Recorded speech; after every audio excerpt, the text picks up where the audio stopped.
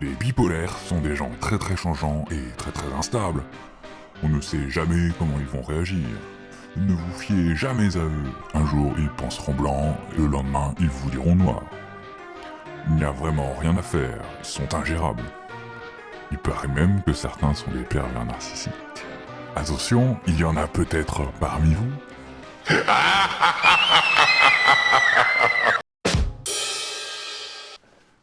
Bonjour à tous et bienvenue dans ce nouvel épisode de Psychique dans lequel on va tordre le cou à une idée reçue malheureusement assez fréquente qui est que les personnes souffrant de troubles bipolaires sont imprévisibles. Mais dis donc, Jamy, qu'est-ce donc que quoi qu'est-ce, le trouble bipolaire? Alors le trouble bipolaire ou maladie bipolaire est une maladie qui se caractérise par des fluctuations de l'humeur. Il concerne environ 1 à 2% de la population générale, soit tout de même 1 million de personnes environ en France.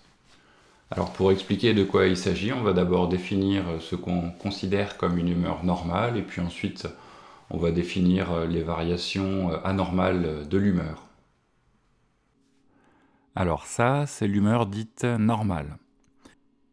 Vous voyez, ça oscille entre « je vais très bien »,« ça va normalement » ou « ça va pas trop fort en ce moment ». Or, dans le trouble bipolaire, cette humeur peut être en quelque sorte soit trop haute, c'est ce qu'on appelle la manie ou phase maniaque, soit trop basse, c'est ce qu'on appelle la dépression. Soit à la fois un petit peu des deux, c'est ce qu'on appelle un état mixte. Ce qui caractérise vraiment le plus le trouble bipolaire, c'est la survenue d'au moins une phase dite maniaque ou hypomaniaque, donc une phase avec une humeur trop élevée. Je viens d'employer le terme hypomaniaque. En fait, ce terme désigne comme une phase maniaque, mais en moins fort.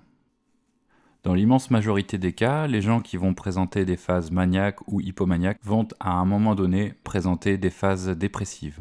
D'ailleurs, un schéma classique lors de cette maladie, c'est que les patients qui en souffrent connaissent souvent un épisode dépressif, parfois sévère, après leur phase maniaque. Mais Jamy, comment tu peux dire qu'on est d'une humeur trop joyeuse? Tu serais pas un peu rabat-joie? Alors je n'ai rien contre les personnes heureuses, d'ailleurs en ce moment même je rayonne d'un bonheur profond qui envahit tout mon être.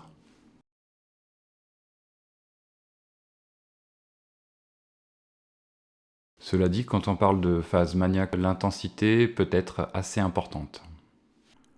La personne se trouve alors dans un état d'exaltation profond, déborde d'énergie, dort de moins en moins sans ressentir aucune fatigue, parle de plus en plus vite jusqu'à en perdre le fil de sa pensée, montre une confiance en elle démesurée qui dénote par rapport à sa personnalité habituelle.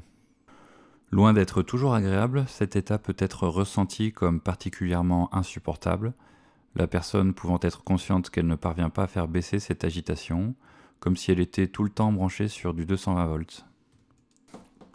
Plus grave, cela peut l'amener à prendre des décisions importantes brutalement et sans concertation, à se mettre en danger en prenant de gros risques, à s'épuiser, à avoir des idées délirantes à thématique mégalomaniaque. Par exemple, se prendre pour le président de la République, ou un prophète, ou bien un obscur mec qui fait des vidéos de vulgarisation sur la santé mentale. À s'agiter parfois jusqu'à atteindre un état de fureur maniaque pouvant amener à commettre des agressions, à entreprendre des projets et des dépenses inconsidérées. Alors à titre d'exemple, j'ai eu récemment une patiente qui était hospitalisée pour une phase maniaque de son trouble bipolaire.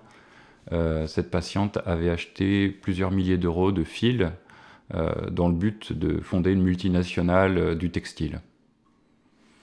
Faire la différence entre une phase d'euphorie ou de dépression anormale ou normale n'est pas toujours évident.